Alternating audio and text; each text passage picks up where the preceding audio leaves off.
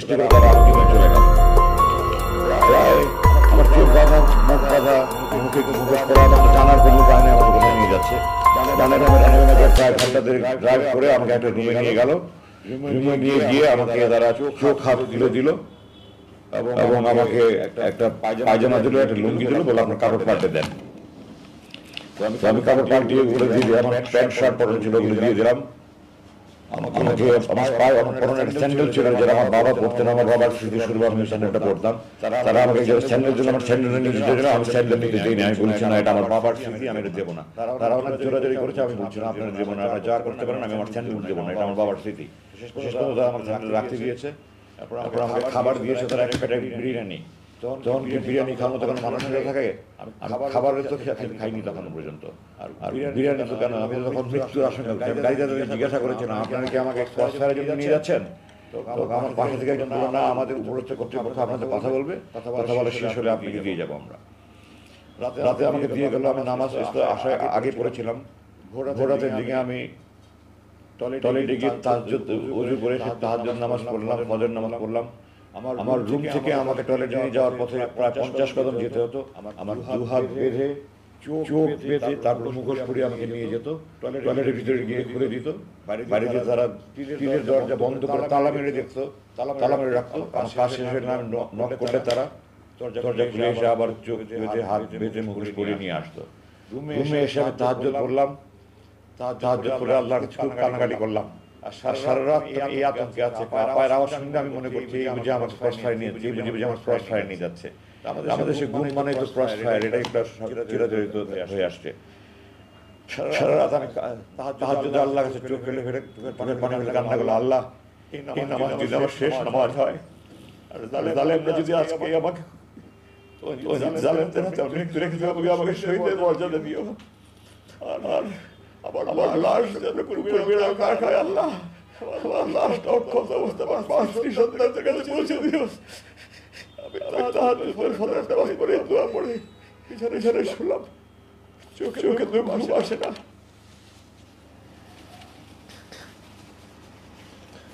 আগের দিন দুপুরে খেয়েছি, এরপর সারা রাত ঘুম নাই, খাওয়া নাই, মৃত্যুর আতঙ্ক। পরদিন সকালে নাস্তা দিয়েছিল আমাকে, চা, পরোটা, ডিম ভাজি। নাস্তা খাওয়ার নাস্তা দেখলেই আমার চোখ দিয়ে ঝরঝর করে পানি বের, কারণ আমি মাকে নিয়ে খেতে বসছিলাম। মাকে সময় লোকমা খাইয়ে দিলাম। আমি বললাম নিয়ে যান, আমি খাবো না। এরপরে 12টার দিকে হঠাৎ করে আমার মনে হলো আমার হাত পা সব খিচুনি আসছে। আমার মনে হলো আমি মরে যাচ্ছি। আমার চোখ মুখ অন্ধকার হয়ে আসছে। আমি চিৎকার চেঁচামেচি শুরু করলাম। এরপরে আমি আর কিছু বলতে পারবো না। কতক্ষণ পরে আমার হুঁশ আসছে আমি বলতে পারবো না। আমি দেখলাম আগে যে রুম নিয়েছিলাম তাতে অন্য একটা রুমে এবং আমার হাতে স্যালাইন দেওয়া। এবং এখন একজন আমাকে বললো যে আপনি অজ্ঞান হয়ে গিয়েছিলেন, এখন আপনাকে ওষুধ দিয়ে, আপনার প্রেশার খুব বেড়ে গিয়েছিল, আপনাকে প্রেশারের ওষুধ এবং ঘুমের ওষুধ দিয়ে আপনার ঘুম পাড়িয়ে রাখা হয়েছিল। যাই হোক, এভাবে প্রায় 6 দিন বা 7 দিন আমার ঠিক মনে নেই আমার এই অবস্থায় কাটতো। আমি যখন টয়লেটে যেতাম তখন ক্যানোলা লাগানো ছিল, ওটা করে দিতাম, আমি টয়লেটে যেতাম। খাবার দিত আমাকে, তিনবেলা খাবার যাই দিত। রান্নার এত মান দেখলে আমার রান্নার ব্যাপারে আমার চেহারা দেখে আমার খেতে ইচ্ছা হতো না। আর চোখের খাবার সামনে বসলে আমার চোখ দিয়ে ঝরঝর করে পানি পড়তো। খাবো কি? 6-7 দিন আমি বলতে গেলে না খাওয়াই, শুধু একটু চা খেতাম বা একটু পরোটা, একটু পোড়া টুকরা খেতাম, সাদা ভাত দিয়ে 1 লোকমা খেতাম। এভাবে আমার 6-7 দিন গেল। স্যালাইনের উপরে ছিলাম। তারপরে 6-7 দিন পরে আমাকে প্রথম যে রুমে নিয়ে গিয়েছিল আবার সেই রুমে নিয়ে আসলো। তারপরে থেকে আমি প্রতিদিনই বলছি, আপনারা বলছেন যে আমাকে আপনাদের অপরস্থ কর্তৃপক্ষ কথা বলবে, কোথায় তারা আসে না কেন? আসবে, ওনাদের সময় হলে আসবে, ওনাদের সময় হবে। এইভাবে দিন চলতে থাকলো। আমার তো খাওয়া দাওয়া কিছুই নাই। আস্তে আস্তে আমি শুকিয়ে যেতে থাকলাম। দাঁড়িয়ে নামাজ পড়ে ক্ষমতা হারিয়ে ফেললাম। বসে নামাজ পড়া শুরু করলাম। পরে 1 মাস প্রায় না খাওয়া আমি এই অবস্থায়। এক পর্যায়ে আমি শুয়ে নামাজ পড়তে শুরু করলাম। আমি বসে নামাজ পড়ার ক্ষমতা ছিল না। ঠিক 1 মাস পরের ঘটনা। 22শে আগস্ট রাতে নিয়ে গেল। 21শে আগস্ট রাত 11টা 50-এ আমাকে একজন এসে বলল যে আপনার সাথে আমাদের বড় ভাই কথা বলবে। তো বড় ভাই শব্দটা আমি প্রথম শুনলাম ওখানে। এমন বড় ভাই মানে আমাদের উপরস্থ কর্তৃপক্ষ। তো আমি বললাম, তো বাংলাদেশের সবাই ব্যাংক, বিমা প্রতিষ্ঠান, স্কুল কলেজ সবখানে তো স্যার বলে, আপনারা কি বড় ভাই বলে আমাকে বুঝাতে যাচ্ছেন যে আপনার বেসামরিক প্রতিষ্ঠান? আমি 30 বছর একটা বাহিনীতে কাজ করেছি। এই ধরনের কাজ কি কোনো বেসামরিক প্রতিষ্ঠান করে? আপনারা আমাকে কি গর্ধ পেয়েছেন? যাই হোক আমার রুম বন্ধ করে অন্ধকার করে দিল, অন্ধকার করে দিয়ে টর্চ লাইট নিয়ে একজন আসলেন। আমি তো তার চেহারা কিছু দেখার সুযোগ নেই, রুম অন্ধকার। আমার মাথার পিছনে উনি চেয়ার নিয়ে বসলেন, বসে আমাকে বললেন খুব সংক্ষিপ্ত কথা, একটা অঘটন ঘটনার আশঙ্কায় আপনাকে আটক করা হয়েছিল, সে আশঙ্কাটা কেটে গেছে, আপনাকে এখন মুক্তি দেওয়ার সিদ্ধান্ত হয়েছে। আমি বলছি 21শে সেপ্টেম্বর রাত 11:50 কথা, আপনাকে এখন মুক্তির সিদ্ধান্ত নেওয়া হয়েছে।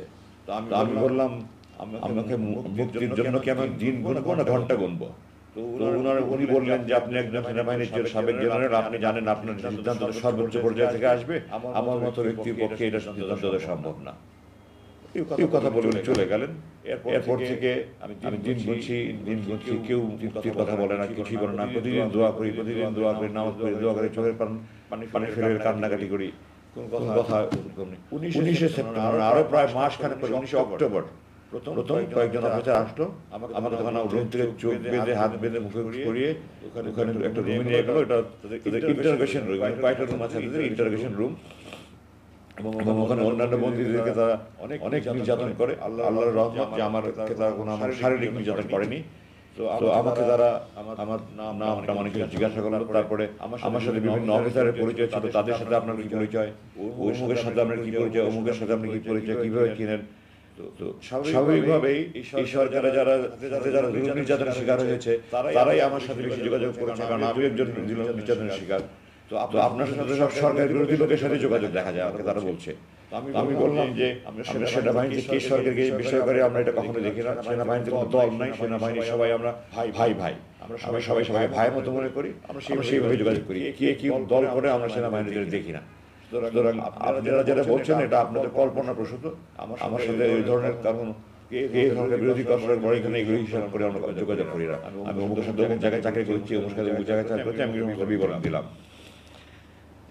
19 তারিখে কিছুক্ষণ জিজ্ঞাসাবাদ করে তারা চলে গেল। আবার 22শে অক্টোবর আবার তারা আসলো, আবার একই ধরনের প্রশ্ন। এটা একটা আপনার ইন্টারোগেশনের একটা পদ্ধতি, একই প্রশ্ন বারবার করা, যেন কোনো যদি আমার বক্তব্যে বেশ কম হয় তাহলে তারা বুঝতে পারে মাথার আসলে নিচে, তখন ওটা নিয়ে তারা আমাকে বারবার জিজ্ঞাসা করবে। সত্য বললে তো আর বারবার জিজ্ঞাসা করলে, 100 বার জিজ্ঞাসা করলেও সমস্যা নাই। ইংরেজিতে বলে যে most difficult part of telling a lie is that you have to remember what you said the first time. প্রথমে যেটা বলছেন যদি মনে রাখতে না পারি তাহলে আমি দ্বিতীয়বার উল্টাপাল্টা বললে মিথ্যা হতে হবে। আমি যদি মিথ্যা না বলি তো আমার তো মনে রাখার কোনো দরকার নেই। দ্বিতীয়বার আমি যা জিজ্ঞাসা করলে একই কথা মনে রাখলে একই প্রশ্ন করলো। এরপরে দীর্ঘদিন আবার জিজ্ঞাসা করেন, আমি তাদের বললাম কতদিন আমাকে এভাবে আটকে রাখবেন, বলে আপনি থাকেন আরো কিছু জিজ্ঞাসাবাদ করবো। 7ই ডিসেম্বর আমাকে তৃতীয়বার তারা জিজ্ঞাসাবাদ করলো।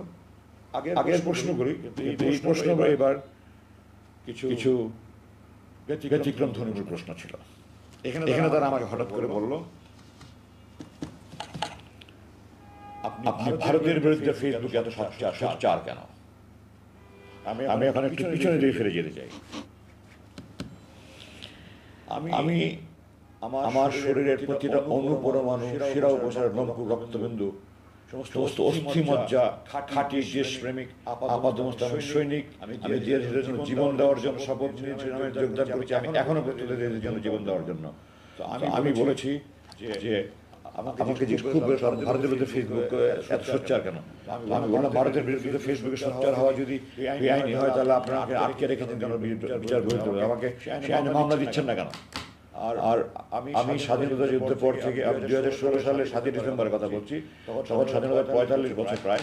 আমি স্বাধীনতার পরে 45 বছরে ভারতকে বন্ধু হিসাবে দেখিনি। আমি ভারতকে একটা বন্ধু প্রতিবেশী রাষ্ট্র হিসেবে দেখতে চাই। আমাদের ফরেন পলিসি হলো, আমাদের পররাষ্ট্রনীতি হলো friendship to all, malice two নান। সবার সাথেই বন্ধুত্ব, কারোর সাথে বৈরিতা করে। আমি আমার সকল প্রতিবেশীকে বন্ধু রাষ্ট্র পেতে চাই, কিন্তু বন্ধুত্ব কখনো একতরফা হয় না। আমি আপনাকে বন্ধু ভালোবেসে যাবো, আপনি আমার চট থাপ্পড় লাথি মারবেন, এটা কোনো বন্ধুত্ব হয় না। তো আমি দেখেছি তারা আমাদের সমস্ত নদীতে বাদ দিয়ে ফারাক্কাবাদের মতো বাদ দিয়ে যখন আমাদের পানির দরকার তারা আমাদের খরা তৈরি করছে, যখন আমাদের দেশের বন্যা তখন তারা বাদ দিয়ে আপনারা এখন দেখতে পাচ্ছেন আজকে দেখতে পাচ্ছেন কি হচ্ছে আমাদের এই পূর্বাঞ্চলীয় জেলাগুলিতে কিভাবে লাখ লাখ মানুষ আজকে কষ্ট স্বীকার করছে। আমি 2009 সালে আমাকে বরখাস্ত করার পর থেকে আমি এই কাজ করছি। আর বরখাস্ত প্রসঙ্গে আমি পরে আসছি। 2009 সালে কিভাবে আমাকে বরখাস্ত করলেন আমি পরে আসছি। তো আমি তখন থেকে আমি ভারতের বিরুদ্ধে ফেসবুক সোচ্চার ছিলাম। আমার বোন ফেলানির লাশ 24 ঘন্টা তার কাটা ঝুলেছিল, আমার এখন বুক ফেটে যায়। 2 দিন পর আমার ভাই বোনদের বর্ডারে গুলি করে মারছে, কোনো প্রতিবাদ নাই। তারা আমাদের চারদিকে তার কাটা বাড়া দিয়ে রেখেছে, ওয়াশ টাওয়ার বানিয়ে রেখে ডগ বানায় তারা আমাদের বাণিজ্যিক বৈষম্য তৈরি করে রেখেছে। এগুলো কোনো প্রতিবাদ নাই, কেউ কিছু বলে না। আমি আমার প্রতিজ্ঞা ছিল, আমার পণ ছিল, আমার জেহাদ ছিল, আমি আমার দেশের পক্ষে আমার জীবন যে আমি যাকে বলে যাব। আমার ক্ষুদ্র প্রচেষ্টা আমি ফেসবুকে লেখালেখি করছি। এগুলো নিয়ে আমার বিরুদ্ধে তারা খুব ক্ষুব্ধ। তারা আমি বিস্মিত বাংলাদেশের কোনো একটা বাহিনী, যে কোনো বাহিনী হোক, তারা ভারতের বিরুদ্ধে আমি যদি ক্ষোভ প্রকাশ করে থাকি তাদের এত ক্ষুব্ধ হওয়ার কি আছে? তারা কি ভারত প্রেমী? তারা ভারত প্রেমী না হলে তাদের কেন এত ক্ষোভ হবে? আমি আশ্চর্য হই না যে বিগত সরকার যাদেরকে ব্যবহার করেছে সেই স্বার্থান্বেষী সেই মহল, তারাও সরকারের দ্বারা প্রভাবিত, তারাও ভারত প্রেমী ছিল না, তারা আমার বিরুদ্ধে ক্ষুব্ধ প্রতিক্রিয়া ব্যক্ত করতো না। আমি এই প্রসঙ্গে আরেকটু ঘুরে ফিরে যেতে চাই। আমরা যেমন ভারতকে বন্ধু মনে করলে হবে না, ভারতের আমাদের ইতিহাস জানতে হবে। আমি যদি ইতিহাস না জানি তাহলে আমরা ভুল করব। আমরা বারবার ভুল করেছি, আমরা এখন আর ভুল করতে চাই না। 1905 সালে ব্রিটিশ সরকার আমাদের এই বঙ্গভঙ্গ করেছিল পুরো বাংলা মুসলমানদের জন্য। ভারত এটার বিরুদ্ধে আন্দোলন করে বঙ্গভঙ্গ রদ মানে বাতিল আন্দোলন করে 6 বছর বাতিল আন্দোলন করে এটাকে বাতিল করে আমাদের দুই বাংলা এক করেছে। তারা আমাদের মুসলমানদের উন্নতি চায়নি। 1971 সালে আপনারা জানেন না, দেশবাসীর জানা উচিত এগুলো। আমরা মৈত্রী চুক্তি নামে অক্টোবর 1971 সালে আমাদের অস্থায়ী সরকার চুক্তি করেছিল। ইসলাম সাহেব অস্থায়ী চুক্তি করে স্বাক্ষর করে অজ্ঞান হয়ে গেছিলেন। আমার কথা নয়, আপনারা 266 দিনের স্বাধীনতা আওয়ামী লীগ তাদের বই পড়ে দেখেন। আমার কথা আছে যে অস্থায়ী সরকারের অস্থায়ী রাষ্ট্রপতি স্বাক্ষর করে অজ্ঞান হয়ে গেছিলেন। চুক্তি ছিল। আমি 3টা আপনাদের শুধু দৃষ্টি আকর্ষণ করছি। 1 নম্বর, এই দেশে সেনাবাহিনী থাকবে না, এই দেশে ভারতের সেনাবাহিনী থাকবে।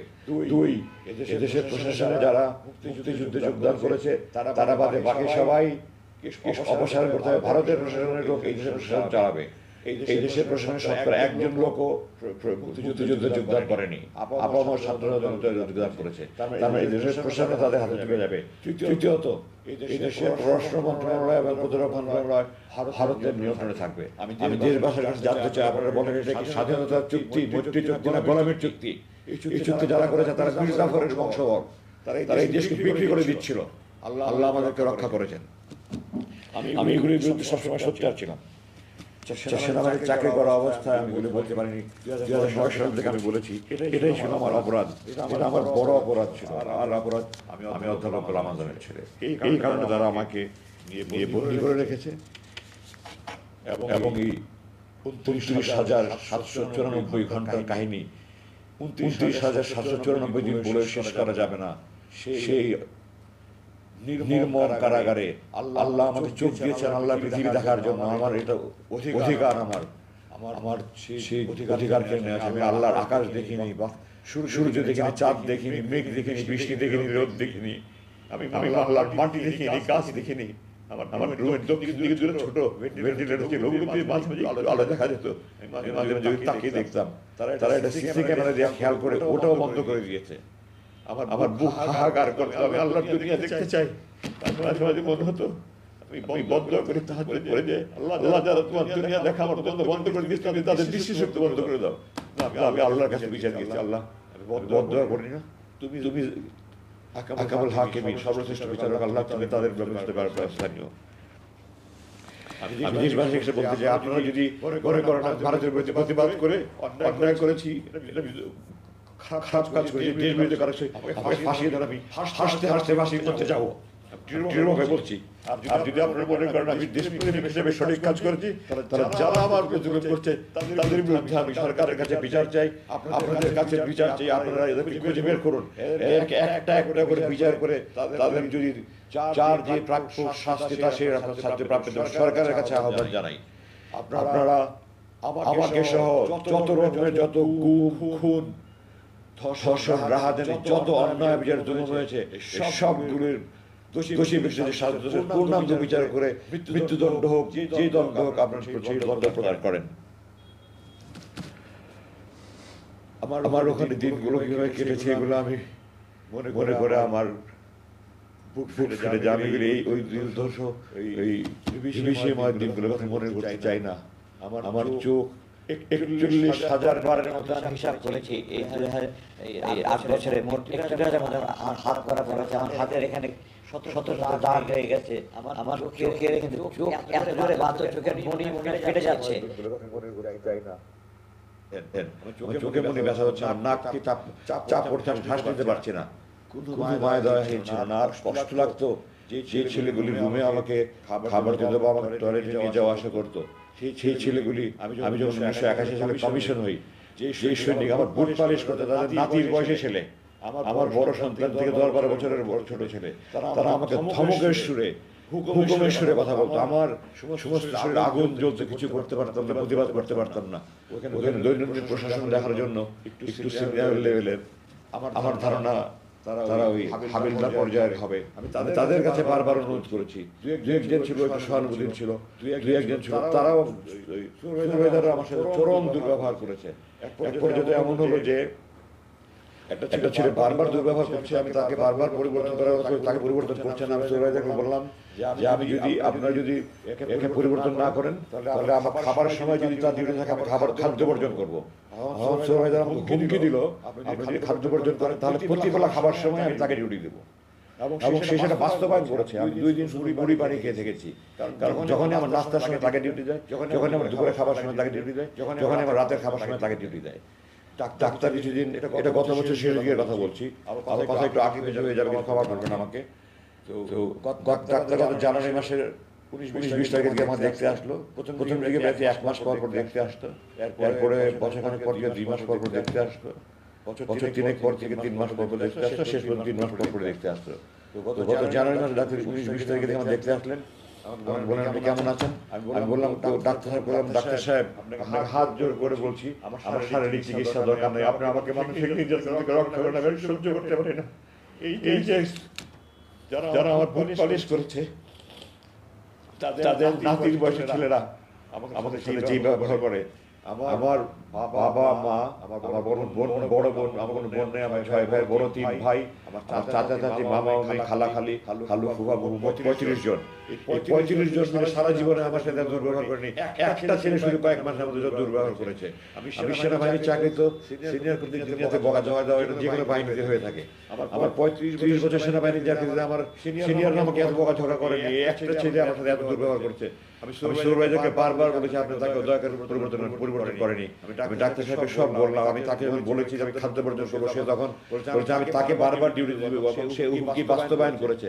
তারপরে ডাক্তার সাহেব দয়া বড় বসে উনি উপস্থিত করে সুপারভাইজার ওই সৈনিককে পাল্টে দিয়েছে। তো আমার এই কষ্ট আমি আপনাদেরকে ভাষায় প্রকাশ করতে পারবো না, প্রকাশের কোনো ভাষা নেই। যারা এই সুপারভাইজারের বয়সী ছেলেরা তাদের জন্মের আগে তাদের মতো, আমি তাদেরকে একজনকে বলেছিলাম একদিন, সুপারভাইজার সাহেব আপনার জন্মের আগে আমি আপনার মতো লোক চড়িয়ে খেলেছি, আমার চোখের ইশারা তারা বুলেটের মতো কাজ করেছে, আজকে আপনি আমার সাথে দুর্ব্যবহার করছেন। তারপরেও দুর্ব্যবহার করেছে, দুর্ব্যবহার না, তারপরে চোখ আরো বেশি রাইট করে বাঁধা শুরু করেছে, আরো নতুন আগে প্রথম নামাজের সময় বলতো, নামাজের সময় বলেন, আমি বললাম আপনার কি মুসলমানের ছিলেন নাকি, আমাকে নামাজের সময় বলেন না, তাহাজ্জুদ করে বসে আছে ফজর নামাজ পড়বেন, নামাজের সময় বলে না। আমি জোহরের নামাজ টাইম জানতে চাচ্ছি, জোহরের নামাজে ওয়াক্ত করে নামাজটা পড়ে শুভ, তারা নামাজের টাইম পড়ে না। আমার আজান মাঝে মাঝে শোনা যেত, হালকা হালকা শোনা যেত, রেডিওটা বন্ধ করার পরে ওটাও শোনা যেত, কারণ মানে রুমের এত চারিদিকে তো আপনার এক্সস্ট ফ্যান আর জেনারেটরের মতো সাউন্ড আর পানির মধ্যে বিভিন্ন রকমের সাউন্ড, এইভাবে কি সাউন্ড তারা তৈরি করে, আজান হলে আরো বেশি সাউন্ড তৈরি করে তারা। যেন আমরা আজান শুনতে না পাই। আমি আপনাকে মুসলমানের বাচ্চা একটা কাফেরের দেশে তো এরকম অন্যায় করা হয় না বলে আমার মনে হয়। ভারতের মতো দেশ, সেই দেশেও তো আজান শোনা যাচ্ছে, মানুষ আমি বিভিন্ন দেশে দেখে আসছি আজান শোনা যাচ্ছে, আর আপনারা আজান শুনতে দেবেন না? আপনার কি কি মানসিকতা? আপনার কি আল্লাহর ভয় নাই, আখিরাতের ভয় নাই, জাহান্নামের ভয় নাই? বলেন না আমরা নামাজ পড়ি করে, আপনাদের এগুলি অন্তরের কথা না, এগুলি আমাদের মুখের কথা। আমি তাদেরকে এইভাবে বলেছি, আমি বহুবার বলেছি, 5 বার আমি লিখিতভাবে দিয়েছি। আপনারা শেষবার আমাকে বললো যে আমরা 7ই ডিসেম্বর যেন আমার কথা বললো, ভারতের বিরুদ্ধে সত্যাগ্রহ বলার পরে বললো আমরা আপনার বিরুদ্ধে কিছু তদন্ত করছি, তদন্ত চলাকালীন আপনার থাকতে হবে। তাদের কথাতেই এবং সুরে এবং স্বরে আশঙ্কা তারা আমাকে সহজে ছাড়বে না। আমি বললাম তদন্ত কিসের? আপনারা জানেন এখন বিভিন্ন তদন্ত কমিটি হচ্ছে, একটা ঘটনা ঘটে, ওটা সত্যতা জানার জন্য এবং দোষী ব্যক্তি নির্ণয়ের জন্য তদন্ত হয়। ঘটনা না ঘটলে কিসের তদন্ত? আমি বললাম আপনি কিসের তদন্ত করবেন? তারা আমরা বললো যে আপনি লুকিয়ে লুকিয়ে কিছু করছিলেন কিনা এটা তদন্ত। আমি বললাম এটাকে তদন্ত বলে, আর যদি তদন্ত হয় আমার বিরুদ্ধে কি অভিযোগ আমাকে জানাতে হবে, আমাকে আত্মপ্রকাশ সুযোগ দেবে। আপনারা কি করছেন? আমরা তদন্ত করছি, আপনার থাকতে হবে। ওইভাবে আমি থাকলাম, চলতে থাকলাম, এবং আমার দিন তো যায়, আমার আশেপাশে আমি তো জানি না কোথায় কি সেল আছে না আছে, আমার চোখ বেঁধে নিয়ে যায়, কোথায় নিয়ে আসে, 50 করে হেঁটে যায়, হেঁটে আসি। আমি আশেপাশের বিভিন্ন সেলকে চিৎকার চেঁচামেচি, আহাজারি, বিলাপ, আমার বুক ফেটে যেত। আমার কষ্ট যে তাদের কষ্ট আর বেশি হতো। আমি আল্লাহকে দোয়া করতাম, আল্লাহ তুমি ব্যক্তিদের সাহায্য করো, আল্লাহ তুমি তাদেরকে ধৈর্য সহকারে শক্তি দাও, তাদের পরিবারের রহম করো, আল্লাহ তুমি মুক্তি দাও। সারা রাত বিলাপ করছে, সারা রাত কান্নাকাটি করছে, আহাজারি করছে, চিৎকার চেঁচামেচি করছে। এগুলি সত্যি বলার মতো নয়। আল্লাহ যে আমাকে এখন মানসিকভাবে সুস্থ রেখেছে, আল্লাহর রহমত। আমি যে মানসিকভাবে পাগল হয়ে যাইনি। প্রতি রাত আমি একটা মানুষ দিনের পর দিন, বছর পর বছর আল্লাহর কাছে দোয়া করে, আল্লাহ এটা যদি আমার শেষ নামাজ হয়, আজকে যদি মৃত্যু হয়, আমাকে ছুঁয়ে দেওয়ার জন্য আমি আমার লাশ রক্ষত অবস্থায় আমার পরিবারের কাছে পড়ছি, আত্মীয়স্বজনের কাছে। মানুষের অনুভূতি কি হবে? পৃথিবীর সমস্ত কবি সাহিত্যিক মিলে সাথে লেখে শেষ করতে পারবে না, আমি আমার ভাষা প্রকাশ করতে পারবো না। এত কিছুর মধ্যে আমি নিরাশ হইনি। আল্লাহ বলেছে লা তাকনাতু মির রাহমাতিল্লাহ, তোমরা আল্লাহর সাহায্যে নিরাশ হও না। হতাশা এসেছে, বিষণ্ণতা এসেছে, দিনের পর দিন খাবার খাইনি, মন ভেঙে একেবারে চুরমার হয়ে গেছে। আমি আল্লাহর সাহায্য থেকে নিরাশ হইনি, আল্লাহর সাহায্য থেকে নিরাশ হইনি। আল্লাহ আপনাদের দোয়ায় আমাকে সেই শক্তিটা দিয়েছিলেন, এবং আল্লাহ দেওয়ার ফলেই এই ছাত্র জনতার এই গণবিপ্লবের মাধ্যমে যে বিজয় অর্জন হয়েছে, এরপরে আমাকে তারা মুক্তি দিতে বাধ্য হয়েছে। এই একটা কথা গুরুত্বপূর্ণ বলতে চাই। 2021 সালের মে মাসের আনুমানিক 22 তারিখে, একদিন আগে পিছু হতে পারে, তাদের একজন কর্মকর্তা আমাকে আসলো, আমাকে এসে আমাকে বললো যে আপনাকে লিখিত দরখাস্ত করেন যে আমি রাজনীতিতে সম্পৃক্ত হব না, আমি এই দেশে থাকবো না, আমি স্ত্রী সন্তান নিয়ে সুখে শান্তিতে থাকতে চাই, আপনারা আমাকে মুক্তি দেন, আমি বিদেশে চলে যাব। আমি তাদেরকে বললাম আমি স্বাধীন দেশের স্বাধীন নাগরিক, আপনারা অবৈধভাবে আমাকে অপহরণ করেছেন, অবৈধভাবে আটক করেছেন, আপনারা আমাকে এখানে যে আটকে জুলুম করছেন, নির্যাতন করছেন। আমি তো মানি না, মানব না, মিটিং মিছিল করতে পারছি না। আমি এটার প্রতিবাদে, এই যে আপনারা দেখতে পাচ্ছেন আমি বড় চুল রেখেছি, আমি বলছি এটা আমার মৌন প্রতিবাদ। আপনারা যখন মৌন প্রতিবাদ দেখেন, মিটিং মিছিল হয় না, টাকাটা নিয়ে দেখেন, আমি বলছি এটা মৌন প্রতিবাদ। যতবার এটা দেখবেন আপনাদের যেন মনে হয় আপনারা আমাকে অবৈধভাবে অপহরণ করেছেন, অবৈধভাবে আটক রাখছেন, আপনারা আমাকে জুলুম করছেন, হারাম কাজ করছেন, এই কথাগুলো যেন আপনাদের বুকে বাঁধে। এই আমার মৌন প্রতিবাদ। তো আমি স্বাধীন দেশের স্বাধীন নাগরিক, এটা আমার ব্যক্তিগত ইচ্ছা, আমি রাজনীতি করবো কি করবো না, আমি দেশে থাকবো না, আমার মুসলিমকে দিয়ে আমি মুক্তি পেতে চাই না। আমার আল্লাহ আমাকে এই সাহসটুকু দিয়েছিলেন, আমি এটা দৃঢ়তার সাথে বলেছি, তারপরে আমাকে আর কিছু বলেনি। জুলাই মাসের এখন শেষ দিকে আসি। আমি যেখানে ছিলাম সেখানটায় আমি প্রতিদিন প্লেন উঠার আওয়াজ পেতাম। দৈনিক আপনার যে ডোমেস্টিক ফ্লাইট যেটা বলা, অভ্যন্তরীণ ওটার আওয়াজ, প্লেনগুলো একরকম, আর যেগুলো বোয়িং আন্তর্জাতিক বিমানগুলোর আওয়াজ, এখানে দুই রকমের আওয়াজের পার্থক্য বুঝতে পারতাম। টোটাল দিনে 20 থেকে 22টা প্লেনের আওয়াজ পেতাম। জুলাই মাসের মাঝামাঝি থেকে আমি দেখলাম প্লেনের আওয়াজ কমে গেল। তো আমি ধারণা করলাম হয়তো বাইরে কোনো আন্দোলন হচ্ছে। সাধারণত আমাদের কাছে লাগাতার হরতাল হলে তখন প্লেনের চলাচল, আমি এই ধরনের একটা আলোচনা যে রাজনৈতিক হয়তো লাগাতার হরতাল হচ্ছে বা এই ধরনের কিছু একটা।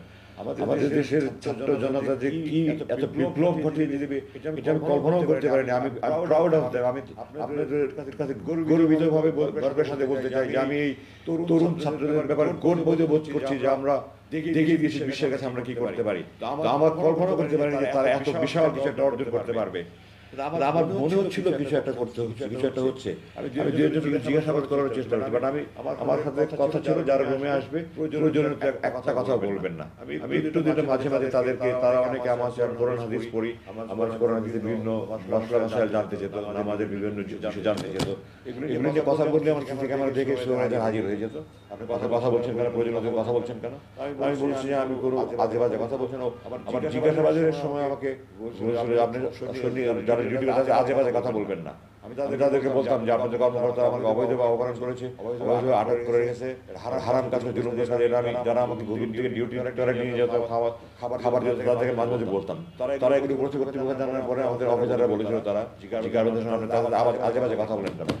আমি তাদের ধীরতার সাথে বলেছি আপনারা বাংলাদেশ সেনাবাহিনীতে জিজ্ঞাসা করে আসেন। আমি বাংলাদেশ সেনাবাহিনীতে একটা আদর্শ সেনা কর্মকর্তা হিসেবে দৃষ্টান্ত স্থাপন করার সৌভাগ্য আল্লাহ আমাকে সেই সুযোগ দিয়েছেন। আজ আজে বাজে কথা বলে না। আপনারা বলেন আমি একটা বাক্য বলেন আমি কি আজে বাজে? তারা তো এই কথা বলতে পারছেন না, মুক্তি উচ্চারণ করতে পারছেন না, আমরা অবৈধ কাজ করেছি, অপহরণ কাজ করেছি, এগুলো বলতে পারে, খালি বলে আজে বাজে কথা বলবেন না। আমি বললাম আজে বাজে কথা বলবেন, যা বলি আমি প্রয়োজনে কথা বলি। সুপারভাইজার এসে বলে যে আপনি প্রয়োজনে কথা বলবেন না। আপনার প্রয়োজন আর আমার প্রয়োজন তো এক না। আমি তাদেরকে আল্লাহ রসুলের কথা বলি, আমি আল্লাহ রসুলের কথা বলেই যাবো। আমার যদি মৃত্যু হয় তাও বলে যাবো, আপনি যা পারেন করেন। তারপরে শুধু বলেন না আপনি কথা বলেন উপরস্থ করতে জানলে অসুবিধা হবে। তো আমি সময় সুযোগ তারা জিজ্ঞাসা করতে বলতে অনেক সময় আমার মন হালকা নাম নিজে থেকে বলতাম। তো জুন মাসের জুলাই মাসের 5 তারিখে যে বিপ্লব হয়ে গেছিল আমি জানি না। আমাকে 5 তারিখ 10:30টার সময় এসে বললো যে আপনাকে ডাক্তারের কাছে নিয়ে যাওয়া হবে। ডাক্তার প্রথম দিকে সকালের দিকে আসতেন। ডাক্তারকে বললাম যে সকালের দিকে তো আমি ফজর নাম তাহাজ্জুদ করে ফজর পড়ে ঘুমাই, আমার যদি 2টার দিকে আসলে আমাদের সুবিধা হয়। তারপরে 2টার দিকে আসতেন এবং তিনি 30শে জুলাই আমরা যতটুকু মনে করি শেষ দিকে গেছেন। মানে এই কয়েকদিন আগে আমাকে দেখে গেল, 5 দিন আগে ডাক্তার দেখে গেল, আমার রক্ত পরীক্ষা গেল এবং আমাকে রিপোর্ট আমার জানালো সব রিপোর্ট নর্মাল আছে। তো এখন ডাক্তারের কাছে 10:30 কোথায় নিয়ে যাবেন? আপনাকে ডাক্তারের যেতে হবে। আমাকে আমার ঘুম থেকে চোখ আপ দিতে মুখোশ করিয়ে একটা গাড়িতে করে এই 1-1.5 মিনিট গাড়ি চালিয়ে ওখানে আশেপাশে কোনো আরেকটা রুমে নিয়ে গেল। এখন আমি ধারণা করি যে রিজনাল হাসান নাসিরের নেতৃত্বে কিছু সংখ্যক সামরিক অফিসার, কর্নেল হাসিনের মতো সাহসী সামরিক অফিসার, রিজনাল হাসানের সাহসী অফিসার বোধহয় ওই কচুক্ষেত্রে যে ডিজিএফআই আছে ওই অফিসের সামনে গিয়ে তারা চিৎকার চেঁচামেচি করেছে, আমরা রাজনীতি চাই। তখন তারা তাদের সবচেয়ে বিশাল সময় নিয়েছে, এই ধরনের একটা কিছু সম্ভবত আমি যতটুকু শুনতে পেরেছি বাইরে এসে। ওই জন্য তারা যদি ঢুকে পড়ে এবং ওই রূপগুলো সার্চ করে, এই জন্য তারা আমার উদ্দেশ্য সরিয়ে আরেকখানে নিয়ে গেল। 5 তারিখ রাতের কথা বলছেন 10:30টায়। তারপরে ওখান থেকে আমাকে রাত্রে 2:30-3টার দিকে বললো আপনাকে আমি হাসপাতালে নিয়ে যাবো। আমি বললাম গত 8 বছর থেকে আমি আপনাদেরকে বলছি আমার দাঁত ভেঙে গেছে, আমার দুটা দাঁত ভেঙে গেছে, আমার কানের সমস্যা হচ্ছে, আমার চোখে চশমা যেটা দেখছেন আমি মুক্তির পরে ডাক্তার দিকে চশমা নিয়েছি। কিছুদিন পরে আমি চশমা পড়তে পারতাম না। আমি বলতাম চোখের চিকিৎসা, তাদের স্পষ্ট জবাব আমার চোখের চিকিৎসা হবে না, দাঁতের চিকিৎসা হবে না, কানের চিকিৎসা হবে না, এখানে রেখে যা করা যায় করা যাবে। ওখানে যারা ডাক্তার ছিলেন, মেডিকেল স্পেশালিস্ট ছিলেন, আমার প্রথমে যাওয়ার পর চোখ বাঁধ তো এখানে ঘা হয়ে গেল। তো ওটা ওষুধ দিলেন পরে এটা পুরো ঘা ছড়িয়ে গেল। যাই হোক পরবর্তীতে আমার ওই মুখে এখনো চারিদিকে অনেক সমস্যা রয়ে গেছে, চামড়ায় হাতে পায়ে চামড়া নানান সমস্যা হয়েছে। তো আমি বললাম যে এত 8 বছর ধরে আমি বলছি আপনার কাছে হাসপাতালে নিয়ে যাবেন, হাসপাতালে নিয়ে যেতেন না, এখন রাত 3টার সময় আপনার হাসপাতালে নিয়ে যেতে কি কথা? করে না যেতে হবে। তার যেতে হবে বলে তার কিছু উপায় চোখ হাত বেঁধে আবার মাফে পড়ে অ্যাম্বুলেন্সে করে যাচ্ছে রাত 3টার দিকে যাচ্ছে শেষ নাই। তো আমি বললাম যে ঢাকা শহরে কোনো হাসপাতাল তো এত দূরে না, আপনারা কোথায় হাসপাতালে নিয়ে যাচ্ছেন? জবাব দিল না। রাস্তা ভাঙাচোরা। বললাম যে ঢাকা শহরের রাস্তাটা তো ভাঙাচোরা না, আপনারা কি আমাকে গ্রামের দিকে নিয়ে যাচ্ছেন নাকি? তার কোনো জবাব দিল না। আমাকে নতুন একখানে নিয়ে গেল, নিয়ে গিয়ে ওই ওরকম বন্দি সরার মধ্যে একটা বন্দি সর, এটাতে অ্যাটাচ টয়লেট ছিল। ছোট রুম, একটা খাট, একটা টেবিল ছিল। তো আমাকে বললো আপনি এখানে থাকেন না। তখন ওখানে একটা ঘড়ি ছিল, ঘড়িতে দেখলাম তখন সকাল প্রায় 5:45। তো প্রায় 3 ঘন্টার মতো ড্রাইভ করে তারা আমাকে নিয়ে গেল এবং আমার ধারণা ঢাকার বাইরে কোনো একটা নিয়ে গেছে। এবং আমি যতটুকু অনুমান করতে পারি, এখন যেটা অনুমান করছি, রাস্তাঘাটে যে ছাত্ররা রাস্তাঘাটে গাড়ি চেক করছিল, তারা আমাকে পাকা রাস্তা দিয়ে নিতে সাহস করেনি, তারা আমার গ্রামের রাস্তা দিয়ে নিয়ে গেছে। এটা এখন আমি অনুমান করে বলছি। তো আমাকে ওখানে না বললো আপনি এখানে থাকেন। আমি বললাম আপনারা হাসপাতালের কথা বলে এখানে কোথায় নিয়ে আসবেন? আরেক বন্দি থানায় থাকেন, আমরা পরে জানানো হবে। তো এটা 6 তারিখ সকালের কথা বলছি। 6 তারিখ দুপুরে আমাকে বললো আপনাকে আজকে রাত্রে মুক্তি দেওয়া হতে পারে। একজন বললো আমাকে আপনার কাপড়ের সাইজ বলেন। আমি বললাম আমি সাধারণত গার্মেন্টের কাপড় পরি না, সাইজ বলতে পারবো না। তারা একটা কাপড় নিয়ে আসলো, আমাকে দেখালো যে আমি যে কাপড়টা আপনি প্রথম দেখেছেন, আমি প্রথম মুক্তি করে যে একটা প্যান্ট শার্ট গাঞ্জি পরি, ওই কাপড়গুলো পরে দেখলাম ঠিক আছে। বললাম রাত্রে 2:30টার দিকে আমি নিয়ে যাবো। তো 2:30-3টার দিকে এসে বললো যে আমরা আজকে কোনো একটা বিশেষ অসুবিধার কারণে নিতে পারছি না, কালকে মুক্তি হবে। আমার অপেক্ষা করার কোনো উপায় নেই। বাইরে তখন জগতের কোনো খবরই নাই আমার কাছে। পরের দিন সকালবেলা দুপুরে আমাকে এসে বললো আজকে রাত 9টার দিকে আপনাকে নিয়ে যাবো। আমি সাধারণত 9:30 দিকে ভাত খেতাম। বললো রাত 9টার দিকে আপনি নিয়ে যাওয়া হবে, আপনার 8টার দিকে ভাত দিয়ে দেবো, এর মধ্যে আপনার খাবার টাবার খেয়ে রেডি হয়ে যাবে। তো আমি সেই অনুযায়ী রেডি হয়ে গেলাম। তখন তো আমি কোথায় নিয়ে যায়, আবার কোথায় নিয়ে মেরে ফেলে, কিন্তু আমি তো কোনো কিছু অনিশ্চয়তার মধ্যে। আমাকে এগুলি হাতা দিয়ে আমাকে কোথাও নিয়ে গুলি মেরে ফেলবে, লাশ কোথায় ফেলে রাখবে, এই আশঙ্কায় তখন তো খাবারও মুখে আসে না। যাই হোক সামান্য কিছু খেয়ে আমি রেডি হয়ে থাকলাম। তারা সোয়ানার জন্য নিয়ে রওনা হলো। প্রায় 2.5 ঘন্টার মধ্যে গাড়ি চালিয়ে আমাকে সেই টাঙ্গাইল যমুনার রাস্তায় এলেঙ্গা রাস্তার পাশে নিয়ে আমাকে চোখ হাত বেঁধে ছেড়ে দিল। আমাকে কিছু টাকা দিল, আপনার বাস ভাড়া। তুমি বললেন এটা কোথায়? যে সামনে বাস স্ট্যান্ড আছে, ওইদিকে দিকে গাড়ি আসবে, আপনি বাস গাড়ি যেতে পারেন। আমাকে কিছু টাকা ভাড়া দিয়ে দিল, বললো আপনি মুক্তি, আপনি এখন মুক্ত, আপনি যেতে পারেন। জিজ্ঞাসা করলাম রাত কটা বাজে? তখন রাত 12:15। তো তারপরে আমি গাড়ি থেকে নেমে আমার প্রকাশ করতে পারবো না, আমি দিকে চাকিয়ে চিৎকার, আল্লাহু আকবার, আলহামদুলিল্লাহ, আল্লাহ রহমানির রহিম কারীম, আল্লাহ আমি 8 বছর পর আকাশ দেখছি, তোমার তারা দেখছি, তোমার মেঘ দেখছি, তোমার চাঁদ দেখছি। আল্লাহ মাটির দিকে থেকে বললো আল্লাহ তোমার মাটির মানুষ আমি, আবার সে মাটি দেখাচ্ছে 8 বছর পরে। আমি রেগে উঠছে, কতক্ষণ বলতে পারবো না। হঠাৎ করে মাথা চোখ অন্ধকার হয়ে আসলো। নামিয়ে দাঁড়িয়েছিলাম, আমার জিপে নিয়ে গেছিল, ডানে একজন বসা, বামে একজন বসা। তো আমি বললাম আমার মাথা ঘুরেছে, আমি একটু বসতে পারি? বললাম বসেন। বসলাম, কিছুক্ষণ পরে বললাম ঠিক আছে আমি যেতে পারবো। আমি নামলাম। আমার বাবা যে বসেছিল সে আমাকে টাকা দিল, আপনি টাকা নেন। তো আমি বললাম এখানে ঢাকার ভাড়া কত? বলে আমি জানি না ঠিক। এখানে কত টাকা? 5,000 টাকা। আমি বললাম আমি আপনাদের টাকার মুখোমুখি নেই, আল্লাহ আপনাকে টাকার মুখে করেনি, আমার টাকার দরকার নেই। এখান থেকে ঢাকার ভাড়া যতটুকু ততটুকু ভাড়া দেন। না আপনি নিয়ে যান, না যা করেন আপনি দান করেন, আমাদেরকে টাকা আপনাকে দিতে হবে। তাদের সাথে 1 সেকেন্ড কথা বলার মতো আমার রুচি ছিল না। তারা আমাকে নামিয়ে দিয়ে চলে গেল। সবাই মুখোশ করা ছিল, যার ফলে দেখার কোনো সুযোগ নেই। আমি খুব সংক্ষেপে বাকি শেষ করে দিচ্ছি।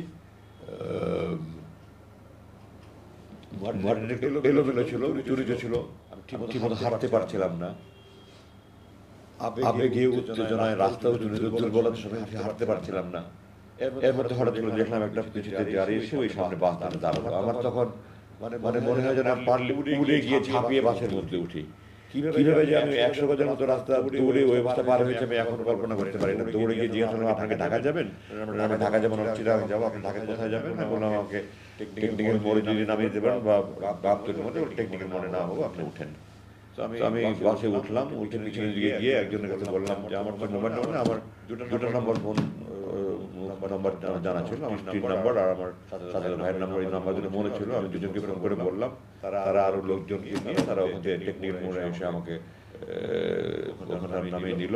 তারপর দোকান থেকে আমি হাসপাতালে নিয়ে আমাকে চেক আপটা করে আমি 7 তারিখ রাতের কথা বলছি, এটা 8 তারিখ ভোর নাগাদ আমি বাসায় গিয়ে পৌঁছালাম। 7 তারিখ রাতে সারা রাত নাই, 8-9 তারিখেও সারা রাত নাই, আত্মীয় স্বজন সব আসছে। 9 তারিখ রাতে আমি অজ্ঞান হয়ে গেলাম। তারপরে আমাকে হাসপাতালে নিয়ে আসা হলো। আমি তখন থেকে চিকিৎসা নিয়েছি। আমার শরীরে নানা রকমের সমস্যা, বড় খুব বেশি সমস্যা না, নানা রকম সমস্যায় ভুগছি। ওগুলি চিকিৎসা চলছে। আমি চিকিৎসার কারণে আপনাদের কাছে আসতে বিলম্ব হলো আমার। আমার মোটামুটি এই ছিল আমার বন্দি জীবনের দুর্দশার কথা। আমি আমার বাকি খুব সংক্ষিপ্ত ভাবে শেষ করবো। আমি এখানে বলতে চাই, আমার মূল দুটো কারণে তারা আমাকে ধরে রেখেছে। এক, আমার পৈতৃক পরিচয়, পারিবারিক পরিচয়। দুই, আমি ভারত বিরোধী। এবং এটা স্পষ্ট যে আমি বিদেশি চক্রের গভীর ষড়যন্ত্র শিকার হিসাবে তারা আমাকে আটকে রেখেছিল। মুক্তির সিদ্ধান্ত দেওয়ার পরেও বিদেশি প্রভুদের হুকুমে আমাকে আটকে রাখা হয়েছিল। আমি আমার নিজের ঢোল পিটাইতে চাই না, কিন্তু আমার বরখাস্ত কাহিনী আপনাদেরকে না বললে আপনারা বুঝবেন না। আমাকে এই সরকার যখন 96 থেকে 2000 বিগত সরকার, এর আগে 96 থেকে 2001 আমার বাংলাদেশ সেনাবাহিনীর মিলিটারি একাডেমি আমাদের প্রশিক্ষণ, ওখান থেকে আমার যে রেজাল্ট আমাকে আল্লাহর দয়া বাবার দোয়া করে দিয়েছে। আমার জানা মতে বাংলাদেশ সেনাবাহিনীর এই রেজাল্টকে ভঙ্গ করতে পারেনি। আমার সারা চাকরি জীবনে আমরা যে রেজাল্ট করেছি আমার জানা নেই কেউ আমার থেকে ভালো রেজাল্ট করেছি কিনা। আমি মাফ করবেন, আমি কখনো আত্মপ্রচার করি না, প্রসঙ্গে বলছি 96 থেকে 2001 ক্ষমতা থাকাকালীন আমার সম্পূর্ণ সময় আমার এই বিগত সরকার লেফটেন্যান্ট কর্নেল থেকে কর্নেল র্যাঙ্কে, মেজর থেকে লেফটেন্যান্ট কর্নেল র্যাঙ্কে প্রমোশন আটকে রেখেছিল আমাকে। 2001 বিএনপি ক্ষমতা আসার পরে 2002 আমি লেফটেন্যান্ট কর্নেল র্যাঙ্কে পদ প্রমোশন পাই। এবং 1998 সালে আমার বাবা একদিনের জন্য, আমার স্ত্রী অসুস্থ, আমি অসুস্থ, আমার 8 মাসে ছিল অসুস্থ, বাবার চট্টগ্রামে প্রোগ্রাম ছিল। আমার মা আমার বাবার সাথে গিয়েছিলেন যে আমার মাকে বাসায় নামিয়ে রেখে সকালে চলে যাবে। এর মধ্যে সকালবেলা জেনারেল জিওসির অফিস থেকে আমাকে জিওসি প্রধান স্টাফ অফিসার ফোনে ডাকিয়ে নিল। আমি গেলাম। আমাকে বললো তোমার বাবা তোমার বাসায় থাকতে পারবে না। আমি বললাম স্যার এটা সামরিক বাহিনী, কোনো আইনে এমন আইন আছে? বলে এটা সেনাপ্রধানের আইন।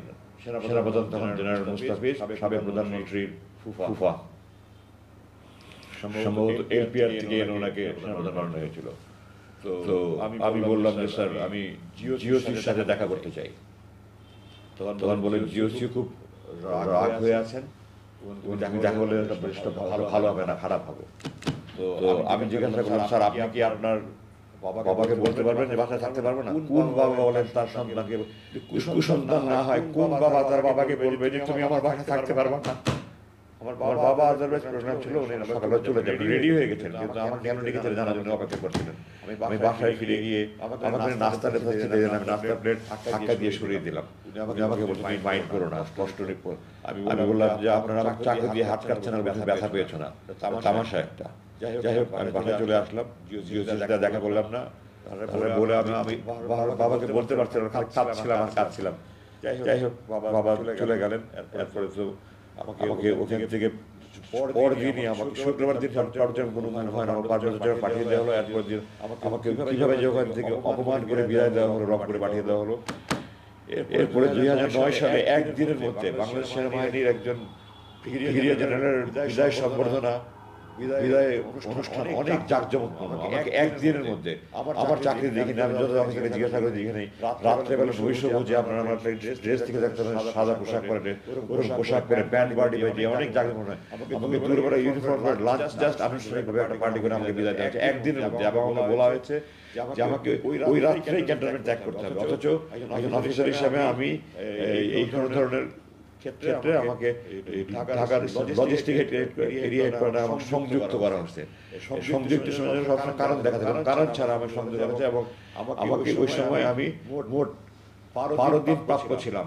আমাকে একদিনের মধ্যে, রাতের মধ্যে ওখান থেকে ত্যাগ করতে বাধ্য করা হয়েছে। আমি ঢাকায় এসেছি, আমাকে একটা এমন গাড়ি দিয়েছে যে গাড়ি আমি চাকরি জীবনে সেকেন্ড লেফটেন্যান্ট সেই গাড়ি ব্যবহার করে একটা ভাঙা চলে গাড়ি দিয়েছে। আমার আগে ওখানে একটা জিপ, একটা কার ছিল, যেটা সাধারণত বিদ্রোহ হয়, তারপর কারাদণ্ড, তারপর এরপরে নিচে আরো একটা অপরাধ সংগঠন হতে হয়, তদন্ত হয়, তদন্ত প্রমাণিত হলে কোর্ট মার্শাল হয়, কোর্ট মার্শাল করে তারপরে কোর্ট মার্শাল থাকা হয়, র্যাঙ্ক ডাউন করতে পারে, সিনিয়রিটি ডাউন করতে বরখাস্ত করে না। আমাকে কোনো অপরাধ ছাড়া, কোনো তদন্ত ছাড়া, কোনো কিছু ছাড়া এক চিঠি দিয়ে, পৃথিবীর ইতিহাসে এরকম নেই, আমাকে চাকরি থেকে, আমার 30 বছরের বর্ণাঢ্য চাকরি, আমার সমস্ত পেনশনের সুযোগ বন্ধ করে আমাকে সে চাকরি থেকে বরখাস্ত করে দেওয়া হলো। আমার র্যাঙ্ক হরণ করা হলো, পেনশনের সমস্ত সুযোগ বন্ধ করা হলো। এবং তার কিছুদিন পরে চিঠি দিয়ে আমাকে সকল সেনানিবাস নিষিদ্ধ করা, অবাঞ্ছিত ঘোষণা করা হলো। আমি জেনারেল ওয়াকারের প্রতি কৃতজ্ঞতা জানাই। জেনারেল ওয়াকার এটাকে ওই আদেশটাকে বাতিল করে আমরা সেনাবাহিনীর অবাঞ্ছিত ঘোষণা বাতিল করে গতকালকে আমাকে একজন জেনারেলকে যে ব্যক্তিগত আমাকে চিঠি পাঠিয়েছে, স্যার আপনাকে অবাঞ্ছিত ঘোষণা প্রত্যাহার করলাম, স্যার আপনি আমার সাথে একটু খেয়ে যান, চা খেয়ে যান, কফি খেয়ে যান। স্যার ওদের লাঞ্চ কথা বলুন, কফি খেয়ে যাবেন, আমার কালকে প্রেস কনফারেন্সে আমি লাঞ্চ করেন, লাঞ্চ করবো না, আমি প্রেস কনফারেন্স পরে আমি আসবো ইনশাল্লাহ। তো আমি জেনারেল ওয়াকারের কাছে কৃতজ্ঞ। আমার মিরপুর ডিওসি প্লট পেয়েছিল 2014 সালে আমি নির্মাণের জন্য প্ল্যান পাস হয়ে কাজ শুরু করেছি। এক লাইনে চিঠি, সকল কার্যক্রম স্থগিত, আমার কার্যক্রম বন্ধ করে রাখা হয়েছে। জেনারেল ওয়াকারের কাছে আমি কৃতজ্ঞ, উনি আবার এটা কার্যক্রম শুরু করার অনুমতি দিয়েছে। এখন আপনাদের কাছে আমি অনেক সময় নিয়ে ফেলেছি, আমি দুঃখিত যে আমি কথাগুলি গুছিয়ে বলতে পারছি না, এত বছর পরে কথাগুলি গুছিয়ে বলতে পারছি না। তো আমি উপসংহারে চলে যাচ্ছি, আমি আর বেশি কথা বলা যাচ্ছে না। এই বৈষম্য বিরোধী ছাত্র আন্দোলন ও জুলাই 2024 ছাত্র জনতার সবল বিপ্লব সিদ্ধ নতুন বাংলাদেশ আমাদের জন্য বিপুল সম্ভাবনার নতুন দ্বার খুলে দিয়েছে। বর্তমান সরকারের প্রতি আমার একটা আবেদন আছে। 1 নম্বর, সকল গুম, খুন, হত্যা, ধর্ষণ, রাজধানী, জুলুম, নির্যাতন, নিপীড়নের দোষীদের বিরুদ্ধে আইনানুগ ব্যবস্থা গ্রহণ করুন। ভবিষ্যতে যেন আর এই ধরনের কোনো ব্যবস্থা না, তার প্রতিকার করুন, তার জন্য কোথাও আইন প্রতি করুন। আর কোনো বাবার যদি খালি না হয়ে যায়। আমার বাপ 2 বছর আসলাম, তার ভাইরা কুয়াতে ফেলে দিল, ইয়াকুব আসলাম কাঁদতে কাঁদতে কন্ধ হয়ে গেছেন। আমার মা কাঁদতে কাঁদতে আমাকে না আগে দেখে চলে গেছে। এই জালেমরা, আমার বাবা মারা গেছে, আমার বড় 5 ভাইকে আসতে দেয়নি। আমার মা মারা গেছে, 6 ছোট ছেলে, একজনের সামনে ছিল না। আমি ভাইয়ের অন্ধর লাগছিলাম। আমার কাঁদতে কাঁদতে হাহাকার করে মা চলে গেছে, আমি আসতে দেয়নি।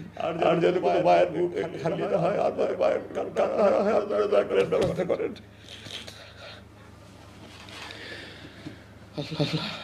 আপনারা দয়া করে সুশাসন, আইনের শাসন, বাক স্বাধীনতা, স্বাধীন ও নিরপেক্ষ বিচার ব্যবস্থা, সুদৃঢ় মানবাধিকার সুনিশ্চিত করে সুসম্পন্ন বাংলাদেশ, সার্বভৌম বাংলাদেশ গড়ে তোলেন। আমার এটা দোয়া। আমি এখানে আরেকটু বলতে চাই যে আমাদের সংবিধান এটা 1972 সালে রচিত হয়েছে। 1970 সালে আওয়ামী লীগ জনগণের কাছ থেকে ম্যান্ডেট নিয়েছিল পাকিস্তানের সংবিধানের অধীনে পাকিস্তান রাষ্ট্র গঠনের জন্য স্বাধীন বাংলাদেশের স্বাধীন সংবিধান রচনা করে নয়। তারা 1972 সালে পাকিস্তান যুদ্ধ চাপিয়ে দিয়েছে, আমরা যুদ্ধ স্বাধীন হয়েছি আলহামদুলিল্লাহ। কিন্তু তারা জনগণের কাছ থেকে নতুন সংবিধানের প্রণয়নের কোনো ম্যান্ডেট নেয়নি। এই সংবিধান আমার দৃষ্টিতে বৈধ নয়। একটা নতুন ভাবে কমিটি করে নতুন সংবিধান প্রণয়ন কমিটি করে নতুন সংবিধান বাতিল করা হোক, এবং যত মানবাধিকারের কথা আছে সব, যেমন সেনাবাহিনীর আইনের আশ্রয় নেওয়ার অধিকার নেই, এগুলি যত আপনার একটা যথাযথ পদক্ষেপ নিয়ে একটা নতুন সংবিধান তৈরি করেন। আমাদের জাতীয় সঙ্গীত আমি আপনাদের দৃষ্টি আকর্ষণ করতে চাই। 1905 বঙ্গবন্ধু রদের জন্য এটা রবীন্দ্রনাথ লিখেছিল, আমার সোনার বাংলা আমি তোমায় ভালোবাসি। এই জাতীয় সঙ্গীত 2 বাংলা এক করার জন্য জাতীয় সঙ্গীত আমাদের, আমরা কি 2 বাংলা এক হতে চাচ্ছি? আমরা কি স্বাধীন বাংলাদেশ থাকতে চাই, না ভারতের পশ্চিমবঙ্গের অঙ্গীভূত রাজ্য হতে চাই ভারতের? আপনারা বলেন স্বাধীন বাংলাদেশ চেয়েছি, স্বাধীন বাংলাদেশ থাকতে চাই। এই জাতীয় সঙ্গীত আমাদের স্বাধীন বাংলাদেশের অস্তিত্বের পরিপন্থী। আমি জোর দাবি জানাচ্ছি নতুন জাতীয় আমাদের নতুন জাতীয় সঙ্গীত আমাদের তৈরি করা হোক, এবং এই মিথ্যার উপরে কোনো জাতির ইতিহাস প্রতিষ্ঠিত হতে পারে না। একজন মুখের কথার উপরে কোনো ব্যক্তির আল্লাহ কোরআনে বলেছেন, আল্লাহর একত্বে, আল্লাহর পূর্ণত্বে, আল্লাহর অস্তিত্বে বিশ্বাস করতে হবে, তাহলে জাহান্নামে যেতে হবে। আল্লাহর একত্ব, পূর্ণত্ব, অস্তিত্বে বিশ্বাস আল্লাহ শত শত আয়াত নাযিল করেছেন। হুজুর যখন আনসার জিহাদের শপথ নিয়েছে, তাদেরকে বলেছেন আমার যে কোনো ন্যায়সঙ্গত আইন ধরে মানবে। রাসূল জানতেন উনি কোনো অন্যায় আদেশ দিবে না, আনসাররা জানতো আমরা কোনো অন্যায় দিবে, তারপরেও এটা উনি রাসূল বলেছেন। আর একজন শেখ মুজিব সাহেব উনি 3 লক্ষ বলতে গিয়ে 3 মিলিয়ন বলেছেন, এবং এটাই 30 লক্ষ হয়ে গেছে। চুরি ছাড়া কোনো রকমের কোনো কিছু ছাড়া 30 লক্ষ মা বোনের শহীদ বলে তারা মানুষের আবেগকে কাজে লাগিয়ে মানুষকে প্রতারণা করেছে। আমি সরকারের কাছে আবেদন জানাই, আপনারা জরিপ করে বের করেন অ্যাকচুয়ালি 30 লক্ষ 30 কোটিও আপনারা বের করেন। আমার জানা মতে এটা 2,86,000 জরিপ হয়েছিল। 2,86,000 ছিল দেখে তারা প্রচার করেনি। ওই 3 লক্ষটাকে 30 লক্ষ বানিয়ে তারে 2 লক্ষ মা বন্ধ হয়েছে। এখনো সময় আছে, এখনো সেই বাস্তবের লোকজন বেঁচে আছে। আমরা সারা দেশে একটা জরিপ করে এই 3 লক্ষ না 30 লক্ষ 2 লক্ষ মানুষ শহীদ হয়েছে কিনা জাতিকে সত্য ইতিহাস জানতে দিন। আমাদের নতুন প্রজন্মকে মিথ্যার উপরে আপনারা জাতিকে গড়ে তুলতে দেবেন না। দয়া করে আল্লাহর ওয়াস্তে আপনারা যে দেশপ্রেমিক হন, একটা সত্যিকারের জরিপ করে এটা ব্যবস্থা করেন। আমি আমার বক্তব্য আর 1 মিনিট বলে শেষ করতে চাই। আমরা বাংলাদেশে ধর্ম, গোত্র, বর্ণ নির্বিশেষে সবাই বাংলাদেশী। একটা স্বার্থান্বেষী মহল বিভিন্ন ধর্মাবলম্বীদের ধর্মোপাসনালয় বা তাদের এলাকায় গিয়ে আক্রমণ চালিয়ে বাংলাদেশের ভাবমূর্তি ক্ষুণ্ণ করার চেষ্টা করতে। হিন্দু, খ্রিস্ট, বৌদ্ধ, চাকমা, মারমা নির্বিশেষে আমরা সবাই বাংলাদেশী। আমরা সবাই বাংলাদেশী। মুসলিম অধ্যুষিত হলে আমরা বাংলাদেশী। আমাদের পরিচয় একটাই, আমরা বাংলাদেশী। আমরা ঐক্যবদ্ধভাবে একটা স্বৈরমত জাতি গড়ে তুলতে চাই। এবং আমি অন্য ধর্মে বিশ্বাস না করতে পারি, আমি চাঁদ দিতে প্রস্তুত আছি যেন অন্য ধর্ম বলে তাদের ধর্মীয় উপাসনা যথাযথভাবে করতে পারে।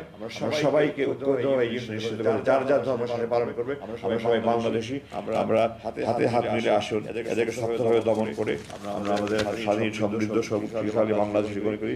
আমাদের স্বপ্নের বাংলাদেশ তৈরি, আমাদের প্রাণ দিয়ে বহু প্রাণের বিনিময়ে এই অর্জিত বাংলাদেশ, নতুন দ্বিতীয় বাংলাদেশ স্বাধীনতার যে শহীদ এবং বীরত্বপূর্ণ যারা কাছে তাদেরকে যথাযথ খেতাব দিয়ে পুরস্কৃত করে আমাদের যার যার দায়িত্ব পালন করে আমরা সুখী, সমৃদ্ধ, আমাদের প্রাণের বাংলাদেশ, সুখের বাংলাদেশ, সমৃদ্ধশালী বাংলাদেশ গড়ে তুলি। এই আবেদন